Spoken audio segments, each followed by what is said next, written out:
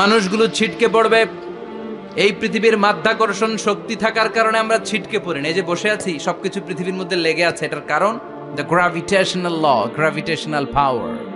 এটা পৃথিবীর সবকিছু তার কেন্দ্রের দিকে টেনে রাখে।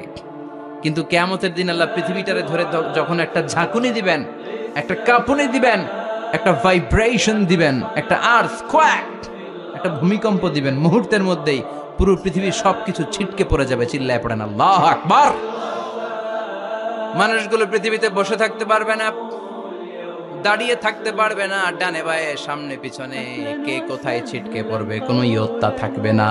কাল ফারাশিল মাবথুস, মানুষগুলো বিক্ষিপ্ত পতঙ্গের মতো নিক্ষিপ্ত হবে। শীতকালে ছেলেপেলেরা গ্রামাঞ্চলে অনেক সময় র্যাকেট খেলে না, ব্যাডমিন্টন খেলে, দেখবেন ওই খেলার জন্য শীতকালে ক্ষেতের মাঝখানে বাঁশ গেড়ে দেয় আর বাঁশের মধ্যে লাইট লাগায়।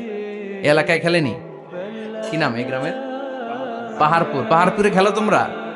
এই রাত্রিবেলা বাঁশ গেড়ে দিলে ওর মধ্যে লাইট লাগালে কোত্থেকে যেন অনেক পোকা চলে আসে, ডান দিকে একটা, বাঁ দিকে একটা, সামনে পেছনে ছিটকে ছিটকে পড়ে। কিয়ামতের সেই কঠিন দিন মানুষগুলো বিক্ষিপ্ত এরকম পতঙ্গের মতো ডানে বায়ে ছিটকে ছিটকে পড়বে। পাহাড়গুলো চূর্ণ বিচূর্ণ হয়ে যাবে, ভেঙে খান খান হয়ে যাবে।